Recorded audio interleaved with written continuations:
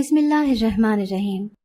ان پہاڑیوں کی رنگت کالی تھی جیسے آگ میں جلسی ہوئی ہو۔ انہی پہاڑوں کے دامن میں ایک شہر کے کھنڈر تھے۔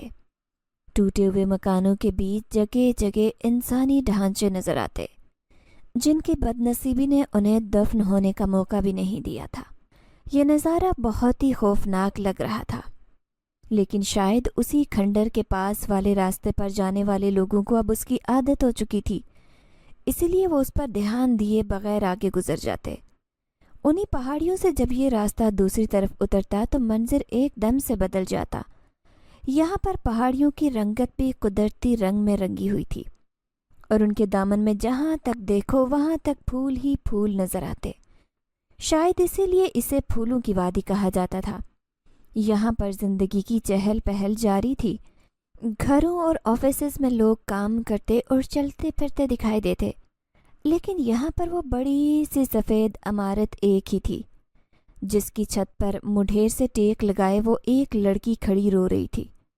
روتے روتے اس نے آنسو پونچھے، چند لمحے کو چپ کر کے بیٹھی رہی، پھر اٹھنے کی کوشش کرنے لگی۔ پیر میں درد کی شدید لہر اٹھی تو دڑام سے زمین پر منہ کے بل گر پڑی۔ چوٹ کے درد سے اس کے رکے ہوئے آنسو پھر سے بہنے لگے۔ اس نے روتے سسکتے سوچا، شاید قدرت نے میری قسمت آنسوں کی سیاہی سے لکھی ہے، پتہ نہیں کب تک مجھے یوں ہی آنسو بہانے ہوں گے۔ سورج اب ڈھل چکا تھا، سردی بڑھنے لگی تھی، اسی لیے وہ ایک بار پھر اٹھنے کی کوشش کرنے لگی۔ اب اسے اندر جانا تھا، ورنہ یہیں پڑے پڑے اس کی کلفی جم جاتی۔ درد کو برداشت کرتے ہوئے وہ تقریباً گھسیٹتی ہوئی نیچے اتری۔ بھوک سے پیٹ میں گرہیں پڑ رہی تھی، اسی لیے وہ کچن کی طرف چل پڑی۔ کچن میں ایک موٹی سی سانولی عورت کھڑی تھی۔ اسے دیکھ کر وہ جلدی سے آگے بڑھ کر بولی، کہاں تھی تم سجیلا؟ اتنا ڈھونڈا میں نے تجھے۔ اس نے نرمی سے دیکھتے ہوئے جلدی سے ایک طرف چھپایا ہوا شاپر نکالا جس میں نان اور سالن تھا۔ وہ اسے دیتے ہوئے بولی، لو جلدی سے کہیں چھپ کر کھا لو۔ وہ بڑا موا منحوس انچارج کہہ کے گیا کہ آج تمہیں کھانے کی میز پر بیٹھنے کی اجازت نہیں ہوگی۔ تم نے تو دن کو بھی کچھ نہیں کھایا تھا۔ لیکن اس کے اندر رحم کہاں؟ سجیلا نے چپ چاپ شاپر پکڑا اور بے اختیار اس عورت کے گلے لگ کر بولی، بہت شکریہ سیمی خالہ، اگر آپ نہ ہوتی تو شاید میں بھوکی مر جاتی۔ سیمی خالہ نے مسکرا کر اس کے سر پر ہاتھ پھیرا اور پھر اس سے الگ ہوتے ہوئے کہنے لگیں، میرے ہوتے ہوئے تم بھوکی نہیں رہ سکتی، اب جاؤ جلدی، کہیں انچارج یا اس کے چمچوں میں سے کوئی تمہیں دیکھ نہ لے۔ سجیلا نے جلدی سے شاپر کو دوپٹے میں چھپایا اور کچن کے دروازے سے باہر نکل گئی۔ اس نے الگ تھلگ کونا منتخب کیا اور شاپر سے نان اور سالن نکال کر کھانے لگی۔ سالن بہت مزیدار تھا، لیکن اس کی ضرورت سے کافی زیادہ تھا، اسی لیے اس نے باقی کھانا واپس شاپر میں ڈالنے کا ارادہ کیا، لیکن اسی وقت میاؤں کی آواز سنائی دی۔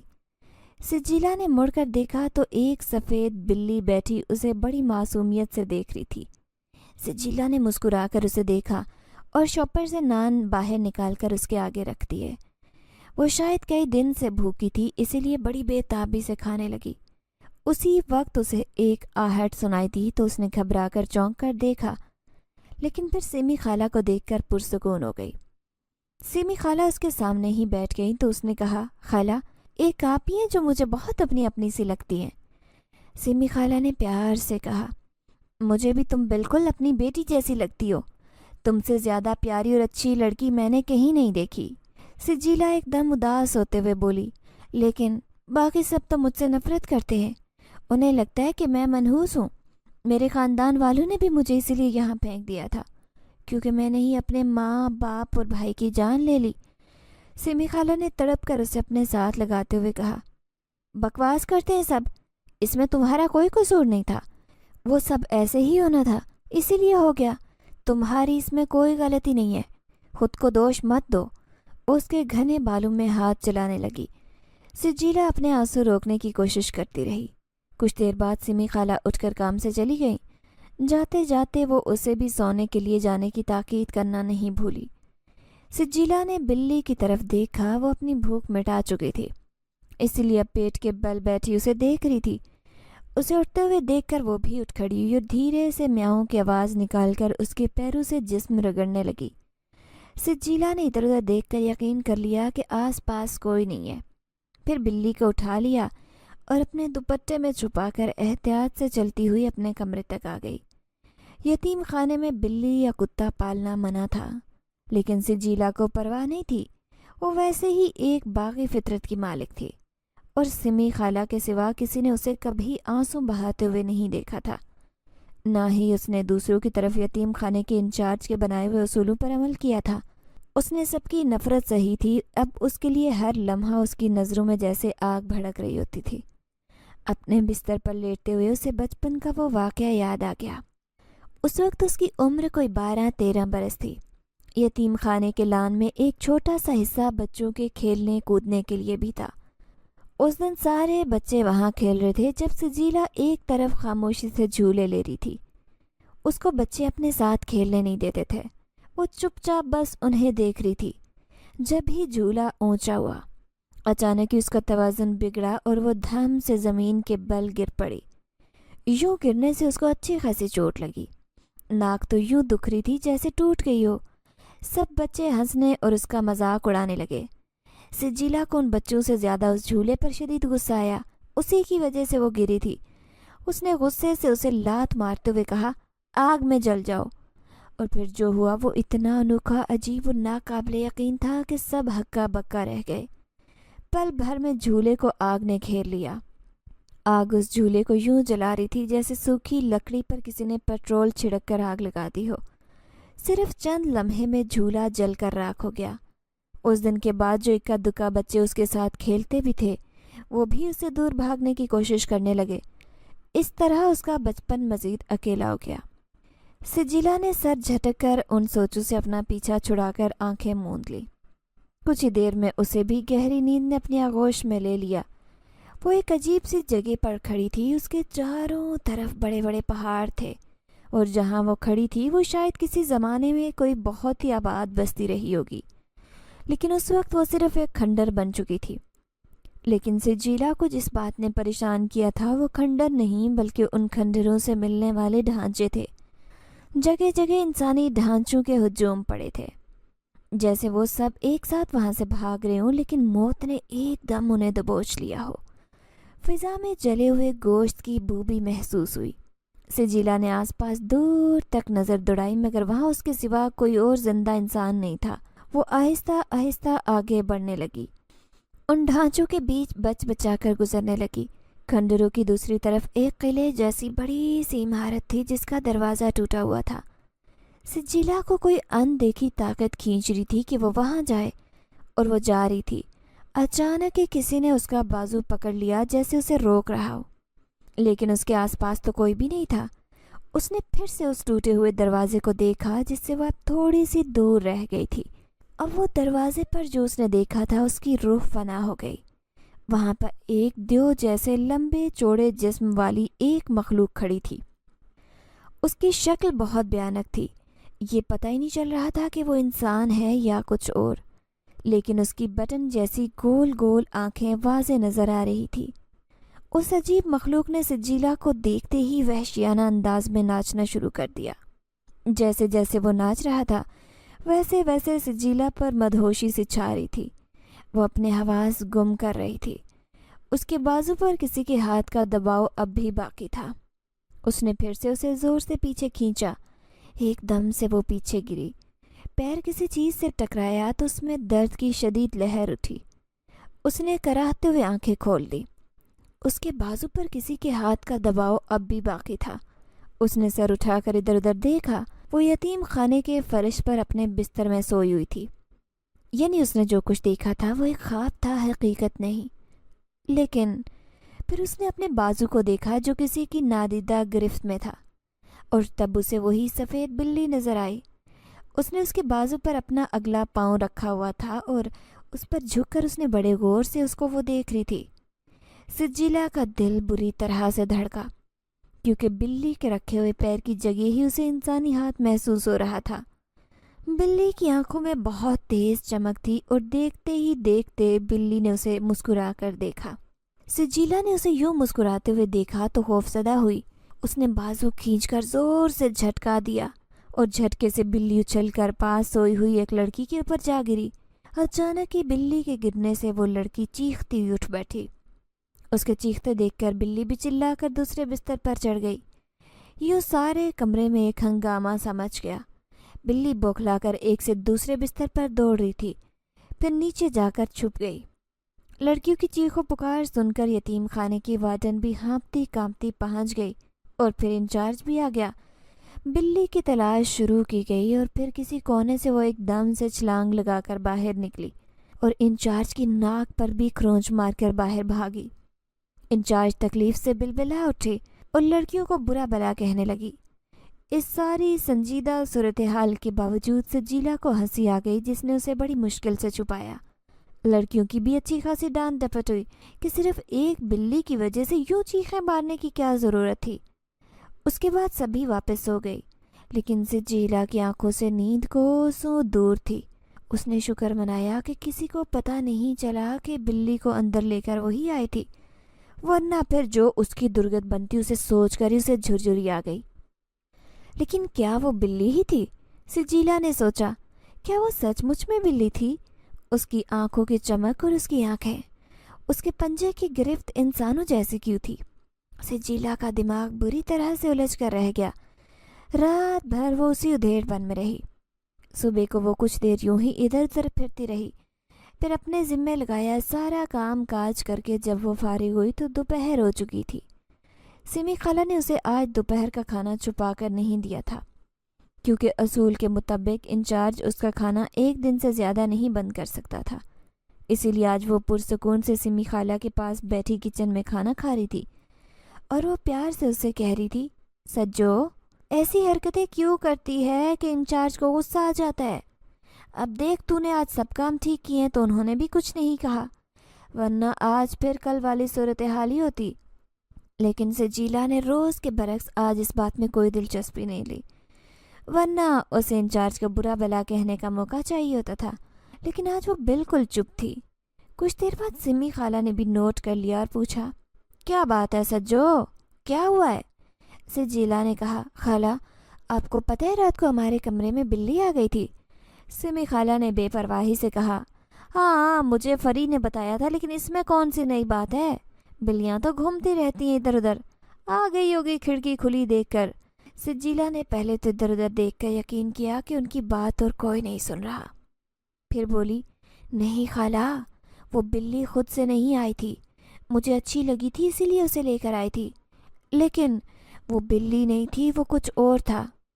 سمی خالہ کے چہرے کا رنگ اڑ گیا۔ انہوں نے گھبرا کر کہا، کیا مطلب؟ کچھ اور سے کیا مطلب؟ سجیلا نے انہیں اپنے خواب سے لے کر بلی تک کی ساری بات کہہ سنائی۔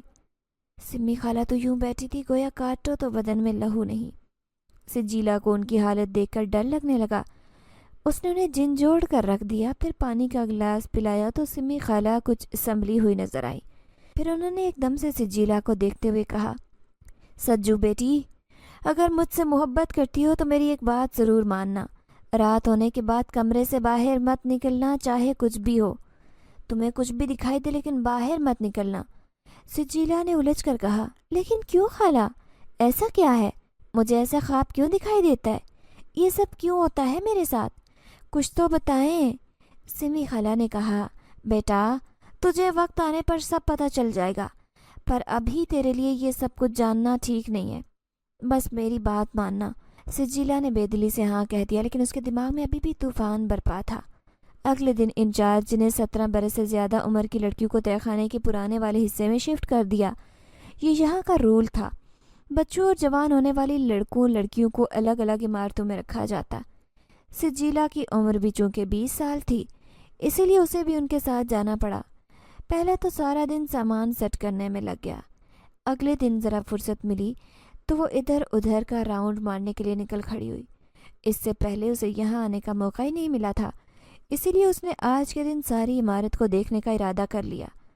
وہاں پر اس وقت روکنے ٹوکنے والا کوئی بھی نہیں تھا، اسی لیے وہ مزے سے ساری عمارت میں گھومتی پھر رہی تھی۔ پھر اسے سیڑھیاں دکھائی دی تو وہ چھت پر چلی گئی۔ چھت پر بس ایک کمرہ بنا ہوا تھا جس کا دروازہ بھی ٹوٹا ہوا تھا۔ وہ اندر جا کر اندر موجود سامان کو دیکھنے لگی۔ یہاں کاٹ کباڑ پڑا ہوا تھا اور عجیب سی بدبو پھیلی ہوئی تھی۔ وہ ناک پر دوپٹہ رکھ کر واپس جانے کو مڑی کہ ایک دم سے رک گئی۔ ایک بڑی سی میز کے نیچے ایک خوبصورت اور چھوٹا سا باکس رکھا تھا۔ یہ چھوٹا سا باکس لکڑی کا تھا جس پر بہت ہی پیارے سے پھول کھدے ہوئے تھے۔ اس نے جلدی سے اسے کھولا۔ اندر گلاب کے تازہ گجرے دیکھ کر وہ چند لمحے تو حیران رہ گئی۔ بھلا یہاں گلاب کے تازہ گجرے کون رکھ سکتا ہے؟ پھر اس کے اندر کی شرارتی سجیلا جاگ اٹھی اور اس نے وہ گجرے اٹھا لیے۔ اسی وقت اسے لگا جیسے اس کے کان کے قریب کسی نے سرگوشی کی ہو۔ نہیں سجیلا، مت اٹھاؤ۔ وہ ٹھٹک کر رکی اور ادھر ادھر دیکھا، لیکن وہاں تو کوئی نہیں تھا۔ اس نے اس آواز کو وہم قرار دے کر سر جھٹکا اور ہاتھ بڑھاتے ہی گجرے اٹھا لیے۔ تھوڑی دیر وہ انہیں دیکھتی رہی، پھر پیار سے ہاتھوں میں پہن لیے۔ گلاب تو اسے ہمیشہ اچھے لگتے تھے اور گجرے بھی، لیکن اسے نہیں پتا تھا کہ آنے والے چند لمحوں میں اس کا کیا نتیجہ نکلے گا۔ وہ گجرے پہن کر سیدھی ہوئی تھی کہ اسے عجیب سی غراہٹ سنائی دی، جیسے کوئی جانور غرایا ہو۔ وہ سہم کر دیکھنے لگی۔ آواز پھر سے آئی، اور اس بار اس باکس سے جہاں سے اس نے گجرے نکالے تھے کالے رنگ کا دھواں بھی نکلنے لگا۔ پھر وہ کالا دھواں ایک دم انسانی شکل اختیار کر گیا اور اس کے سامنے آ کھڑا ہوا۔ اس کا چہرہ اور ہاتھ انسانوں جیسے تھے، لیکن نچلا دھڑ کسی بھیانک جانور جیسا تھا۔ اس کے دانت بھی بڑے اور چوڑے تھے۔ وہ سجیلا کے عین سامنے کھڑا رہا۔ یہ دیکھ کر اس کے ہوش اڑ گئے۔ وہ بے اختیار پیچھے ہٹی، لیکن تبھی اس عجیب مخلوق نے اس پر چھلانگ لگا دی۔ سجیلا کے منہ سے بے ساختہ چیخ نکلی اور اس نے خوف سے آنکھیں بند کر دی، لیکن اسی وقت بلی کی غراہٹ سنائی دی اور دھم کی آواز گونجی۔ اب جو سجیلا نے آنکھیں کھولی تو سامنے ایک اور منظر تھا۔ سفید بلی اس عجیب مخلوق کے گلے سے لپٹی ہوئی تھی اور اس کی گردن پر پنجے گاڑ کر بیٹھی تھی۔ اس مخلوق اور بلی کے درمیان ایک جنگ سی چل رہی تھی۔ پھر ایک دم سے وہ بلی پیچھے ہٹ گئی۔ وہ بھیانک چیز پھر سے اٹھ کر کھڑی ہوئی۔ اس نے اپنا بھاڑ جیسا منہ کھول کر سجیلا کو دیکھا اور تیزی سے آگے بڑھی، لیکن عین اسی وقت پر بجلی سے چمکی اور کوئی چیز اس کے کھلے جبڑوں کو دو ٹکڑوں میں کاٹتے گزر گئی۔ سجیلا بے ساختہ چیخ کر پیچھے ہٹی۔ وہ بھیانک چیز بھی بڑی تکلیف سے چلائی۔ اس کی آواز اتنی خوفناک تھی کہ پل بھر کو تو اس کے ہوش ظاہر ہوتے محسوس ہوئے۔ پھر ایک دم اس چیز کو کالے دھوئیں نے لپیٹ میں لیا۔ وہ دھواں واپس باکس میں چلا گیا۔ تب سجیلا کو وہ نوجوان نظر آیا جس نے اس بلا کو بھاگنے پر مجبور کر دیا۔ اس نے جھپٹ کر اس کے ہاتھ سے وہ گجرے اتار کر باکس میں پھینکے اور اسے کھٹ سے بند کر دیا۔ اس کے بعد وہ اسے کچھ کہنے کے لیے مڑا، لیکن سجیلا کو غائب پا کر ایک ٹھنڈی سانس بھر کر رہ گیا۔ اس نے بلی کو دیکھا تو اس نے دھیرے سے میاؤں کیا جیسے کہہ رہی ہو، وہ تو چلی گئی۔ نوجوان تھک کر بلی کے پاس بیٹھا۔ وہ جانتا تھا کہ سجیلا وہ یہاں سے کیوں بھاگی تھی۔ اس کا اندازہ صحیح تھا۔ اگر وہ دونوں جہاں کی دولت دیکھ کر بھی سجیلا کو چند منٹ کے لیے رکنے کا کہتا تب بھی وہ رکنے والی نہیں تھی۔ اس کا رواں رواں خوف اور دہشت سے کانپ رہا تھا۔ وہ سیدھی کمرے میں گئی اور بستر میں دبک کر بیٹھ گئی۔ اس کا دماغ معوف ہو گیا تھا۔ اسے تیز بخار نے آ لیا۔ سارا دن وہ دبکی پڑی رہی۔ اس عمارت میں کسی کو اس کی کوئی خاص فکر نہیں تھی۔ سمی خالہ دوسرے حصے میں تھی، اسی لیے اس کی کسی نے خبر نہیں لی۔ رات کے کسی وقت اسے ہمت آئی تو پہلا احساس بھوک کا ہوا۔ وہ اٹھ کر باہر آ گئی۔ وہ ابھی بھی یہ سوچنے سمجھنے میں ناکام ہو رہی تھی۔ وہ کسی کو کچھ بتا نہیں سکی، نہ کسی کو چھت پر پڑنے والے گھمسان کے رن کا کچھ پتہ چلا۔ فطری طور پر بھوک مٹانے وہ کچن کی طرف جانے لگی۔ اب اس کو لگنے والا شدید شوق تھا یا بخار کی شدت کی وجہ سے وہ بس روبوٹ کی طرح کام کر رہی تھی، لیکن کچن میں آ کر اس کا ذہن کچھ جاگا۔ تھوڑا کھانا کھا کر حواس مزید بحال ہوئے تو صبح والا واقعہ یاد آیا۔ ساتھ ہی یہ خیال آیا کہ وہ اس وقت عمارت کے پچھلے حصے کے بنے کچن میں اکیلی ہے۔ اکیلے پن کا احساس آتے ہی وہ کانپ گئی۔ ڈرتے ڈرتے باہر جھانکا، لیکن فوراً ہی پیچھے ہو گئی۔ کوئی اس طرف آ رہا تھا۔ اس نے کندھے پر کچھ اٹھایا تھا۔ وہ دروازے کی آڑ میں کھڑی ہو گئی۔ آنے والے نے اس کی موجودگی سے بے خبر دروازہ کھولا۔ کندھے پر پڑی چیز کو نیچے رکھنے کے لیے جھکا تو سجیلا فوراً موقع کا فائدہ اٹھا کر باہر کھسک گئی۔ ستون کی آڑ میں ہو گئی۔ اندر ٹارچ کی روشنی ہو رہی تھی۔ جاتے ہوئے سجیلا کے تجسس نے اسے ایک بار پھر نظر ڈالنے پر اکسایا۔ دبے پاؤں چلتی وہ کھڑکی کے پاس آئی اور اندر جھانکنے لگی۔ اسے اندر سے عجیب آوازیں آ رہی تھی، جیسے کوئی کچھ توڑ رہا ہو یا کاٹ رہا ہو۔ کھڑکی کی ایک در سے اس نے جو دیکھا ایک بار پھر دم بخود ہو گئی۔ وہ انچارج تھا اور اس کے سامنے ایک لڑکی پڑی تھی جسے وہ کسی جانوروں کی طرح کھا رہا تھا۔ سجیلا اپنی چیخ نہیں روک پائی۔ اس کی چیخ سنتے ہی انچارج بری طرح سے چونک کر اٹھا، پھر کسی کتے کی طرح غراتے باہر نکلا۔ اس کے ہاتھ میں بڑا سا ٹوکا تھا۔ سجیلا چیختے ہوئے پیچھے ہٹی۔ انچارج نے اسے ٹوکا مارنے کی کوشش کی، لیکن اس سے پہلے کہ وہ کچھ کر پاتا ایک دم بجلی چمکی اور وہ دو ٹکڑوں میں بٹ کر نیچے گر پڑا۔ اس کے ساتھ ہی وہ نوجوان نظر آیا۔ سجیلا کے ذہنی چیخوں کو روکنے کے لیے اس نے اسے کندھوں سے پکڑ کر زور سے جھٹکا دیا تو وہ ہوش میں آ گئی۔ نوجوان نے تیز لہجے میں اس سے کہا، چلو سجیلا، تمہاری جان خطرے میں ہے، ہمیں یہاں سے فوراً نکلنا ہوگا۔ پر سجیلا مسلسل سسکیاں لیتی رہی۔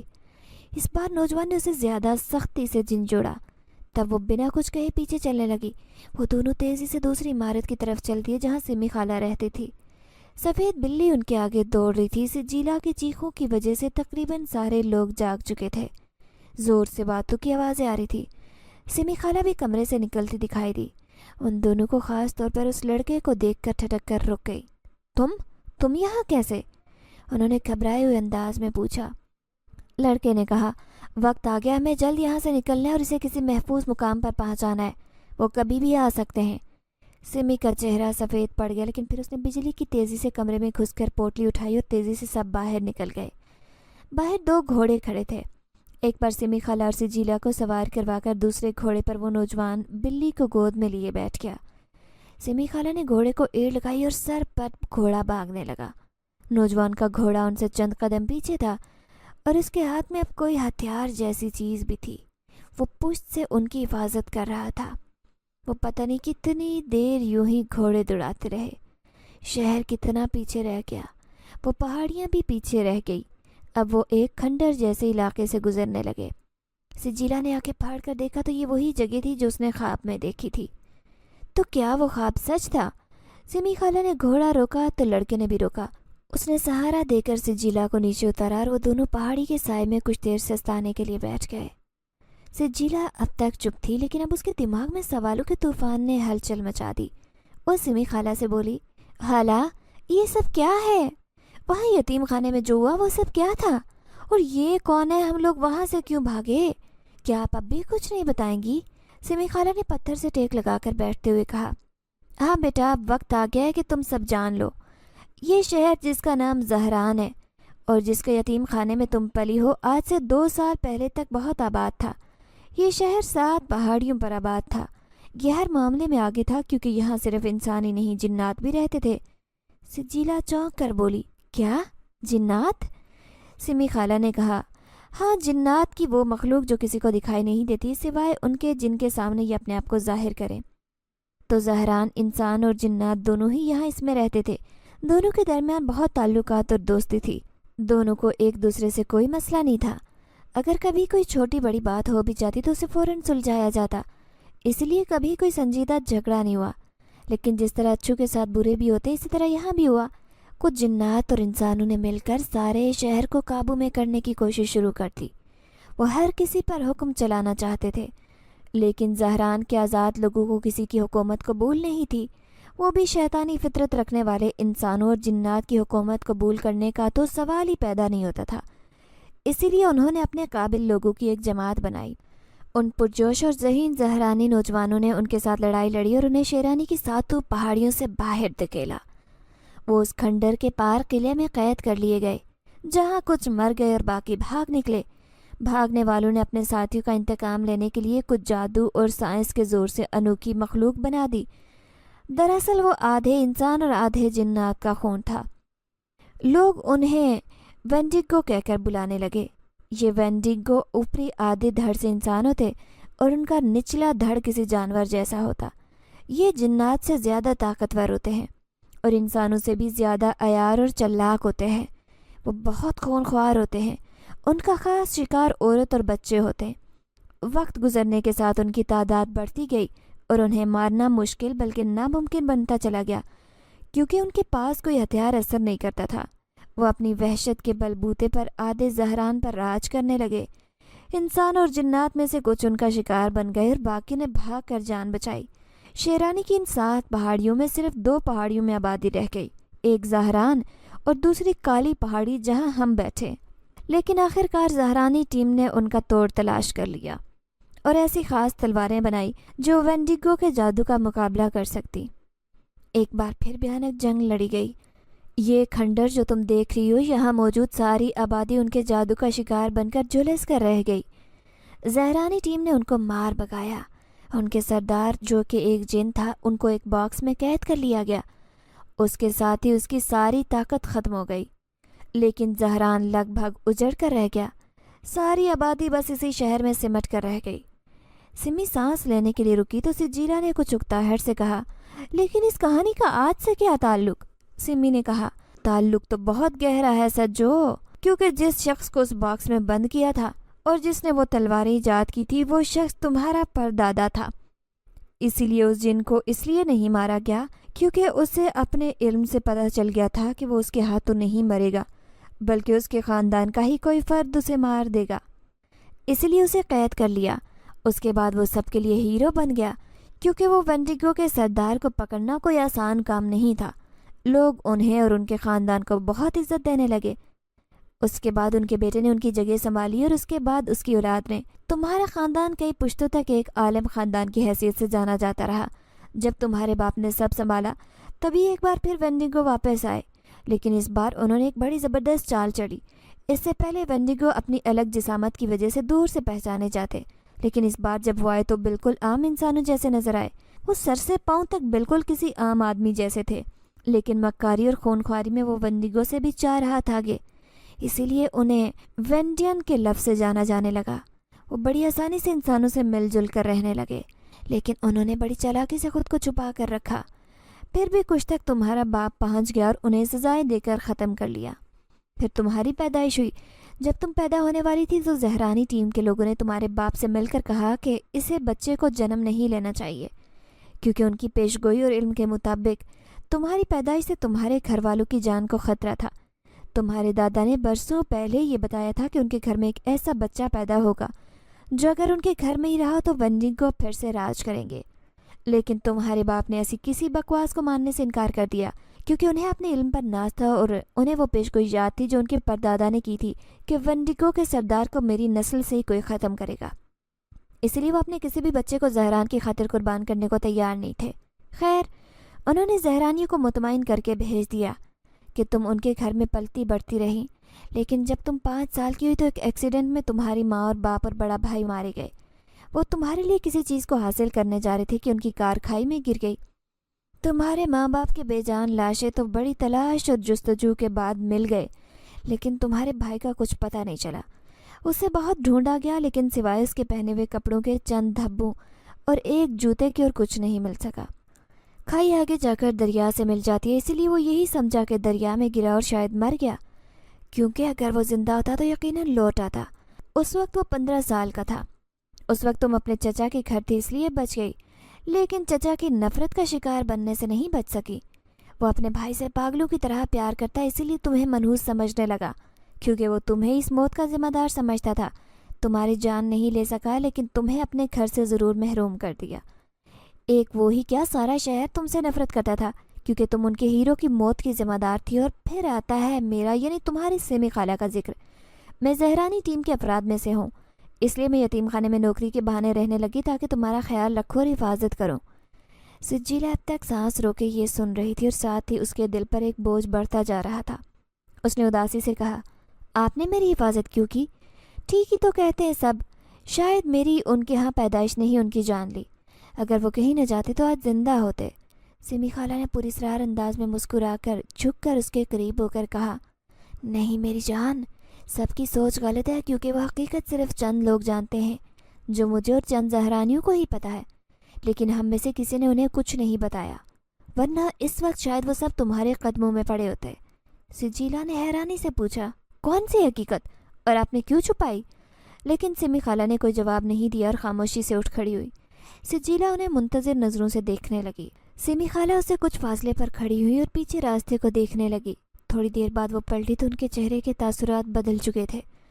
ان کے چہرے پر عجیب اور مکار مسکراہٹ تھی۔ انہوں نے آنکھیں گھما کر کہا، کیونکہ تم ہمارے راستے کا پتھر نہیں تھی سجیلا، ہمارے لیے سب سے بڑا خطرہ تھی، لیکن ہم تمہیں اس وقت تک ختم نہیں کر سکتے تھے جب تک وہ باکس تمہارے ہاتھوں تمہاری مرضی سے نہ کھلتا، اور اب تم ہمارے لیے اہمیت نہیں رکھتی، اسی لیے تمہیں یہاں لانے کی حامی بھری۔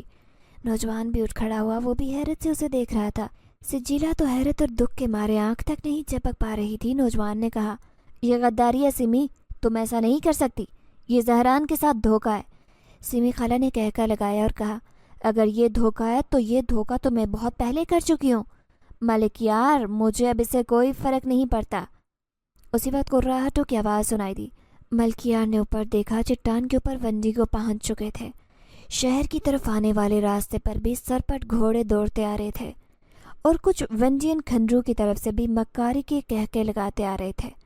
چوتھی طرف پہاڑ تھا، وہ چاروں طرف سے گر چکے تھے، لیکن وہ ہار نہیں مان سکتا تھا۔ اسے سجیلا کی حفاظت کا فرض سونپا گیا اور اسے یہ ہر حال میں نبھانا تھا۔ ملکیار نے تیزی سے سجیلا کا ہاتھ پکڑا اور اسے گھوڑے پر سوار کروا دیا۔ وہ اب تک بے یقینی سے سمی کو دیکھ رہی تھی۔ ملکیار نے سفید بلی کو اٹھا کر اس کے گھوڑے پر بٹھایا اور کہا، زونی، اسے گھوڑا چلانا نہیں آتا پر تم اس کی مدد کر سکتی ہو۔ بلی نے اسے ایک نظر دیکھا، پھر میاؤں کی آواز نکال کر اپنے پنجے گھوڑے کی لگاموں پر رکھ دیے۔ ملکیار اپنے گھوڑے پر سوار ہو گیا۔ سمی نے پکار کر کہا، بھاگنے کی کوشش بیکار ہے ملکیار، اچھا اسے ہمیں دے کر جان بچا لو، تم ہر طرف سے گھر چکے ہو۔ ملکیار نے گھوڑا موڑتے ہوئے کہا، ہاں تم نے ٹھیک کہا، لیکن شاید تم بھول گئی کہ ایک راستہ بھی باقی ہے۔ سمی نے چونک کر گھوڑوں کو دیکھا۔ ملکیار نے ایڑ لگائی اور اس کا گھوڑا بھاگنے لگا۔ اس کے پیچھے پیچھے سجیلا کا گھوڑا بھی سر پر دوڑ گیا۔ سمی نے چلا کر کہا، وہ بھاگ رہا ہے، وہ پہاڑی سے بھاگے گا، جلدی کرو، اس کو پکڑو۔ شہر سے آنے والے ونڈین بھی پہنچ چکے تھے، لیکن ان کے گھوڑے عام سے تھے، اس لیے پہاڑی پر نہیں دوڑ سکے۔ جلا کر انہوں نے ونڈیگو کو پہاڑی پر جانے کا حکم دیا۔ وہ بڑی تیزی سے اس کے پیچھے بھاگنے لگے، لیکن گھوڑوں کی رفتار ان سے کہیں زیادہ تیز تھی۔ آن کی آن میں وہ پہاڑی کی چوٹی پر پہنچ چکے تھے۔ یہاں ان کی رفتار قدرے سست ہوئی تو ملکیار نے پیچھے مڑ کر دیکھا۔ ایک ونڈیگو اپنا منہ پھاڑتا ان کے قریب پہنچنے والا تھا۔ ملکیار نے گھوڑے کی لگام منہ میں پکڑی اور پھرتی سے ایک چھوٹا سا بکسا کھولا جس میں بہت سارے چھوٹے خنجر رکھے تھے۔ اس نے خنجر کو ایک چھوٹی ڈبی میں ڈالا اور پھر ونڈیگو کا نشانہ لے کر ڈبی کو جھٹکا دیا۔ وہ خنجر اڑتا ہوا اس ونڈیگو کے منہ میں جا لگا اور فوراً ہی وہ آگ کے شعلوں میں گر گیا۔ اس کے پیچھے آنے والے دونوں ونڈیگو میں سے ایک سے ٹکرا گیا اور وہ بھی شعلوں میں گر گیا۔ دوسرے نے سجیلا کے گھوڑے پر حملہ کیا، لیکن بلی نے لگام کو جھٹکا دیا تو گھوڑا اچھل کر ایک طرف ہوا اور اس وقت سے بچ گیا۔ اتنی دیر میں ملکیار نے دوسرا خنجر بھی فائر کر دیا، لیکن وہ جھکائی دے کر بچ گیا اور اس کے ساتھ ہی اتنی بھیانک آواز میں گر جا کہ سجیلا کا دل دہل گیا۔ اس سے پہلے کہ ملکیار کچھ کرتا، سجیلا کے وہ عین سر پر پہنچ چکا تھا۔ جیسے ہی اس نے اپنا چاقو جیسا پنجہ اس کے قریب کیا، اچانک سجیلا کو نہ جانے کیا ہوا، اس نے پھنکار کر کہا، جل جاؤ۔ اس کے منہ سے یہ الفاظ سنتے ہی ونڈیگو کے جسم میں آگ بھڑک اٹھی اور وہ لمحوں میں راکھ کا ڈھیر بن گیا۔ سجیلا دم بخود سی رہ گئی۔ اس کے آواز تو ویسے ہی ٹھکانے پر نہیں تھے، اوپر سے جیسے اس پر ساری حیرتوں کے پہاڑ ٹوٹ پڑے۔ وہ سائے اب بالکل ہی چپ ہو گئے تھے۔ اس نے خود کو حالات کے رحم و کرم پر چھوڑا۔ باقی دونوں ونڈیگو بھی اپنے ساتھیوں کا حشر دیکھ کر بھاگ کھڑے ہوئے۔ ان سے پیچھا چھوٹا تو ملکیار نے سکون کی سانس لی، لیکن اس نے سفر جاری رکھا۔ بہت دیر تک گھوڑے دوڑتے رہے۔ اگلا دن نکلا تو پہاڑیاں ختم ہوئی اور میدانی علاقہ شروع ہوا۔ برف پڑنے لگی تھی۔ دریا کے کنارے ایک مکان کے قریب ملکیار نے گھوڑا روکا تو سجیلا کا گھوڑا بھی رک گیا۔ ملکیار نے اسے نیچے اترنے میں مدد کی۔ وہ دونوں گھوڑوں کو باہر نکلنے والے آدمی کے حوالے کر کے اندر آ گئے۔ اندر کوئی نہیں تھا۔ اس شخص نے دوبارہ اندر آگ جلائی اور پھر چلا گیا۔ اب دونوں اکیلے تھے۔ ملکیار نے آتش دان کے قریب سجیلا کو بٹھایا اور اسے دیکھتے ہوئے بولا، کیا تم پریشان ہو؟ سجیلا نے اسے خالی نظروں سے دیکھا تو ملکیار نے آہستہ سے اس کی پیشانی پر ہاتھ پھیرا اور منہ میں کچھ بڑبڑایا۔ ذرا دیر بعد سجیلا بہتر محسوس کرنے لگی۔ ملکیار نے دوبارہ سوال دہرایا تو اس نے ہاں میں سر ہلا کر کہا، ہاں، یہ سب اتنی جلدی اور اچانک ہو رہا ہے کہ سمجھ نہیں آتا کیا کہوں۔ ملکیار نے اسے کچھ کھوئے انداز میں دیکھتے ہوئے کہا، تم کچھ نہ کہو تو بھی چلے گا۔ اسے یوں اپنی طرف دیکھتے پا کر سجیلا کا چہرہ شرم سے لال ہو گیا۔ اب تک کی بھاگ دوڑ میں اسے سوچنے کا موقع ہی نہیں ملا۔ اب جو اسے فرصت ملی تو اسے سامنے بیٹھے پا کر اس کا دل دھڑک اٹھا۔ ملکیار بہت خوبصورت تھا، جوان اور ہمت والا، وہ کسی بھی لڑکی کا خواب ہو سکتا تھا۔ سجیلا نے سر جھٹک کر اپنے خیالات پر بند باندھ کر کہا، اب ہم کہاں جا رہے ہیں؟ ملکیار نے کہا، مجھے نہیں پتا، ہمیں سمی ہی راستہ دکھانے والی تھی اور اب وہ دشمن سے مل چکی ہے۔ سجیلا نے افسوس بھرے لہجے میں کہا، مجھے اب تک یقین نہیں آ رہا کہ سمی خالہ ایسا کر سکتی ہیں۔ ملکیار، کیا تم اپنے بارے میں کچھ نہیں بتاؤ گے؟ تمہیں کس نے بھیجا تھا؟ ملکیار نے کہا، میرے بابا انسان تھے اور میری ماں جن تھی۔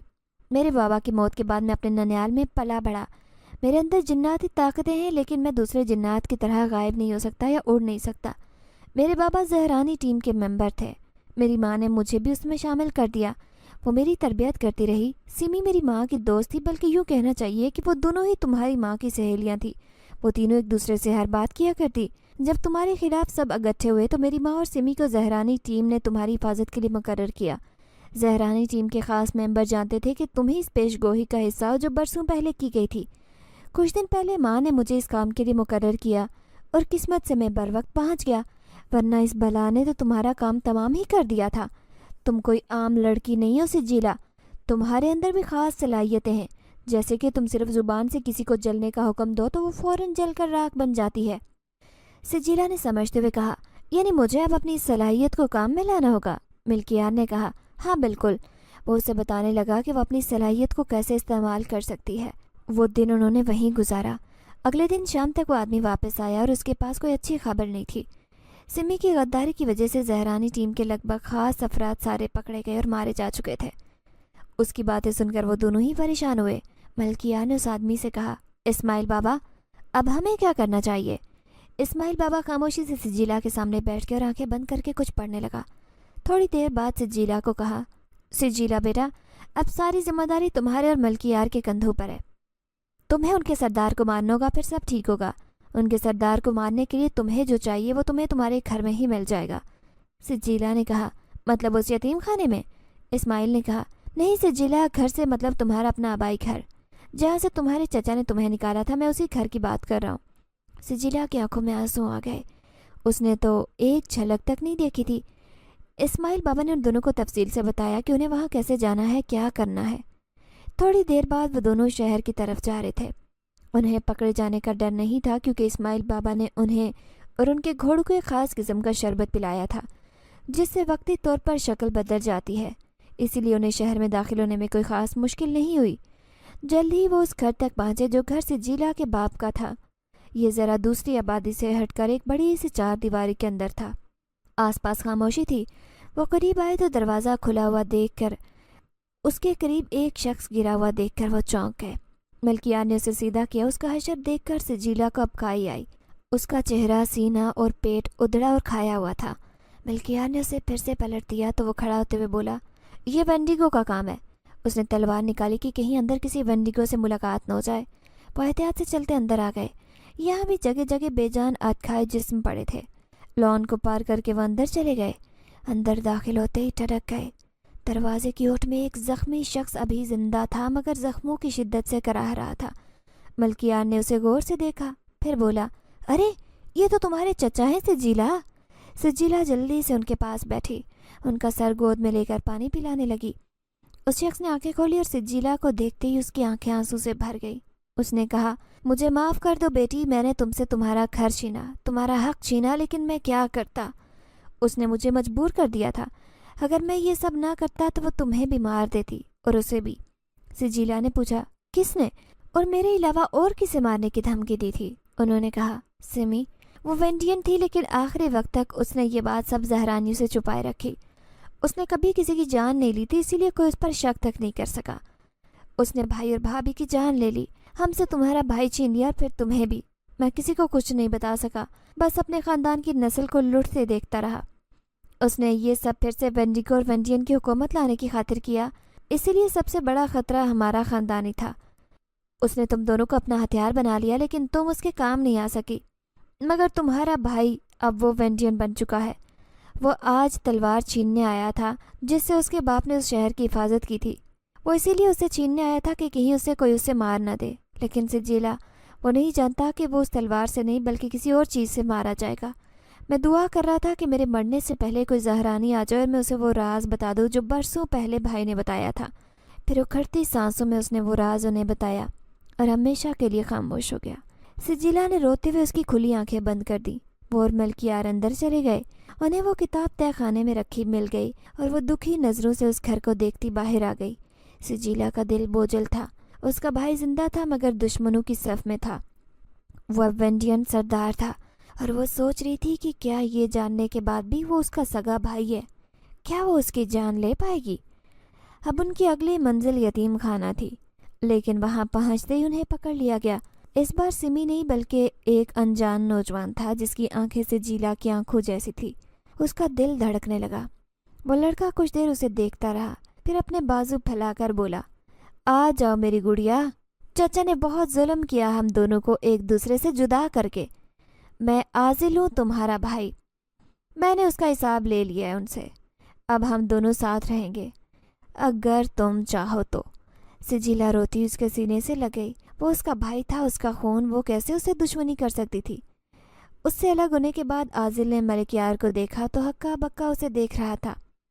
پھر پوچھا، یہی تھا جو تمہیں یہاں سے نکال کر لے گیا؟ سجیلا نے سر ہلایا تو وہ بولا، کوئی بات نہیں، اس کا حساب بھی لیں گے، آدھا جن تو ہے یہ بھی، اسے آگ سے جلا کر ختم کرنا ہوگا۔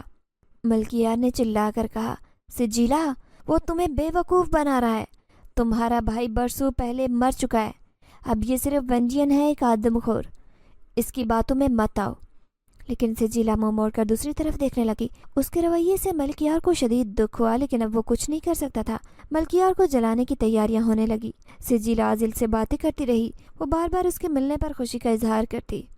ملکیار کو شام کو جلایا جانا تھا۔ دوپہر ہوتے ہی سجیلا تھکاوٹ کا کہہ کر وہاں سے اٹھ گئی۔ وہ سیدھی چھت پر آئی اور وہ چھوٹا لکڑی کا باکس اپنے لباس میں چھپا کر نیچے آ گئی۔ شام کو سب جمع ہو گئے، ایک بڑی چتا جلائی گئی، چاروں طرف ونڈین اور ونڈیگو خوشی سے ناچ رہے تھے۔ اچانک ہی سجیلا نے عازل کو پکارا۔ وہ چونک کر اس کے قریب پہنچا تو اس نے ایک جھٹکے سے آستین میں چھپایا ہوا خنجر اسے مارا۔ وہ تڑپ کر پیچھے ہٹا تو سجیلا نے بغل میں دبائی کتاب نکالی اور دوسرے ہاتھ سے باکس کھول دیا۔ اس سے پہلے کہ باکس سے نکلتا دھواں باہر آتا، اس نے کتاب کو کسی خنجر کی طرح باکس میں گاڑ دیا۔